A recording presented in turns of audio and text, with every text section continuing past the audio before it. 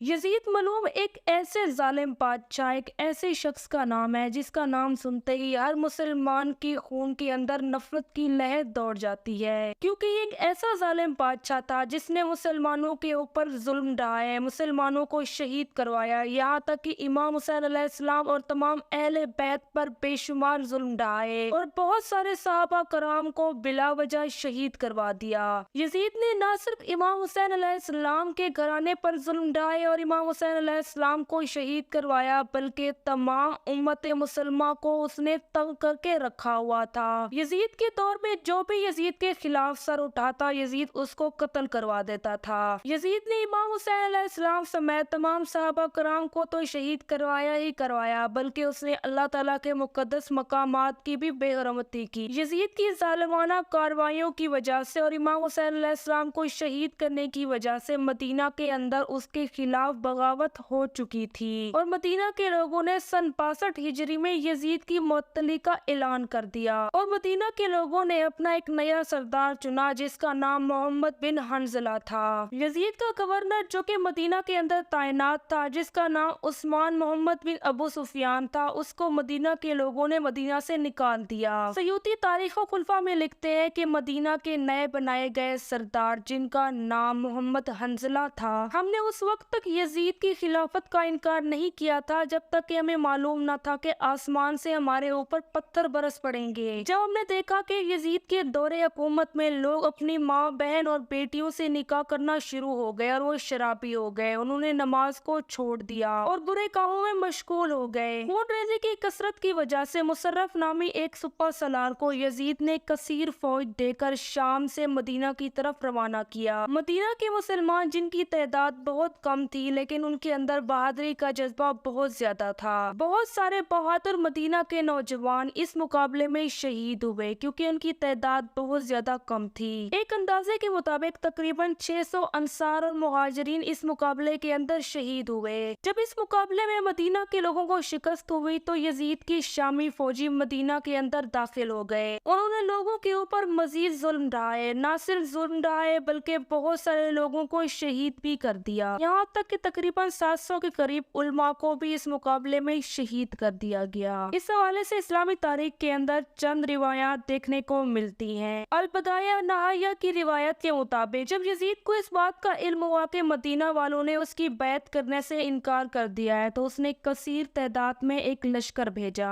جس کی قیادت مسلم بن عقبہ کر رہا تھا۔ یزید نے ان سے کہا کہ اگر اہل مدینہ میری بیعت کرنے سے انکار کرتے ہیں تو تم پر ان کا خون حلال ہے۔ ایک اور روایت کے مطابق یہ کہا جاتا ہے کہ 3 دن تک مسلسل مدینہ کے اندر قتل و غارت جاری رہی اور مسجد نبوی کے اندر ان لوگوں نے گھوڑوں کو باندھا اور پورے 3 دن مدینہ کے اندر اذان کو بند کر دیا گیا۔ ہزاروں کی تعداد میں لوگوں کو شہید کیا گیا، یہاں تک کہ علماء، نوجوان، لڑکے، لڑکیوں کو شہید کر دیا گیا اور بہت زیادہ نوجوان لڑکیوں کی عزتوں کو تار تار کیا گیا۔ روایت میں آتا ہے کہ یزید کے ان حملوں کی وجہ سے بت پرستی کو عروج ملا اور دوبارہ سے بت پرستی مسلمانوں کے اوپر حاوی ہوئی۔ مدینہ کے اندر جو لوگ بچ گئے تھے ان سے یزید کی بیعت کا اعلان کروایا گیا۔ سعید بن منصف فرماتے ہیں کہ جب ہرہ کے دنوں میں 3 دن تک مسجد نبوی سمیت مدینہ کے اندر اذان نہ ہوئی تو میں چھپا ہوا تھا اور مجھے قبر انور سے اذان آتی تھی، میں اسی اذان کو سن کر نماز کو ادا کرتا تھا۔ تاریخ میں یہ لکھا گیا کہ مدینہ کے اندر جو شخص بھی یزید کی بیعت کا انکار کرتا اس کا سر دھڑ سے الگ کر دیا جاتا۔ جب تمام لوگوں سے یزید کی غلامی کا اعلان کروا دیا گیا سوائے 2 لوگوں کے، جن میں سے ایک کا نام علی ابن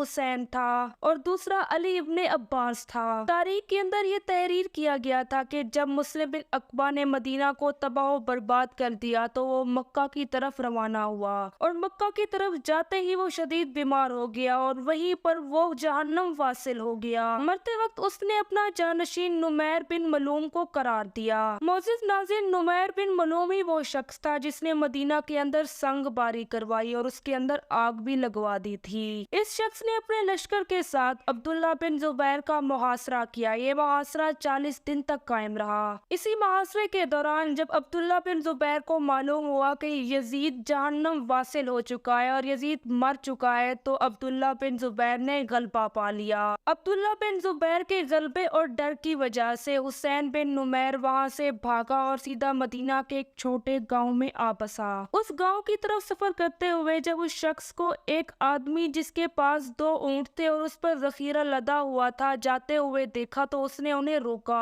حسین بن نمیر چاہتا تھا کہ وہ یہ ذخیرہ خرید لے، اس پر اس شخص نے انکار کر دیا کہ وہ یہ ذخیرہ نہیں بیچ سکتا، اگر تمہیں یہاں سے کچھ چاہیے تو تم ویسے ہی لے سکتے ہو۔ جب حسین بن نمیر نے اونٹ کے مالک سے پوچھا کہ تمہارا نام کیا ہے تو انہوں نے فرمایا میرا نام علی بن حسین ہے۔ حضرت علی بن حسین وہ شخص تھے جن کا لقب زین العابدین بھی تھا اور سجاد بھی تھا۔ یہ حضرت حسین علیہ السلام کے سب سے بڑے بیٹے تھے۔ حضرت زین العابدین نے جب اس شخص سے اس کا نام پوچھا تو اس نے اپنا شخص حسین بن نمیر بتایا۔ حسین بن نمیر ملعون کا نام سنتے ہی حضرت زین العابدین کو یہ یقین ہو گیا کہ یہ شخص میرے بابا کے قاتلوں میں سے ہے۔ حضرت زین العابدین نے سارا ذخیرہ مفت میں اس شخص کو سونپا اور کہا کہ تم اس ذخیرے کو لے کر یہاں سے چلے جاؤ، کیونکہ میں یہ سارا ذخیرہ مدینہ کے فقراء کے لیے لے کے جا رہا تھا، اب میں ان کے لیے کوئی اور بندوبست کر لوں گا۔ حسین بن نمیر حضرت زین العابدین کی اس سخاوت سے بہت زیادہ متاثر ہوا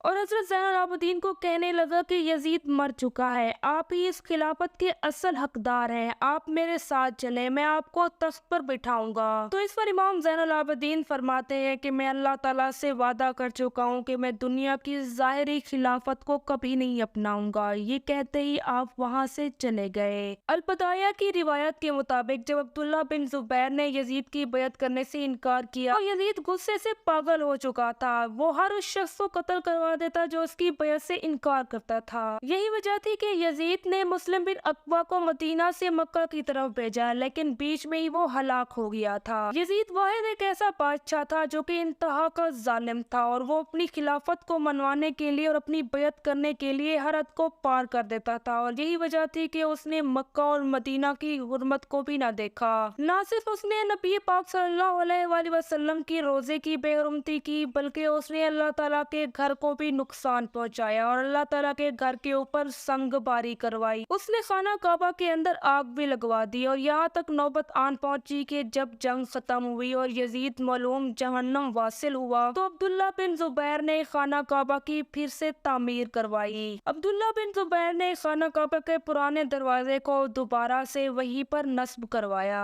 اور پہلی مرتبہ عبداللہ بن زبیر نے خانہ کعبہ کے اوپر غلاف چڑھایا جو کہ ریشم کا تھا۔ عبداللہ بن زبیر کو 17 رجب 64 ہجری میں خانہ کعبہ کی تعمیر کو مکمل کرا کر فراغت ملی۔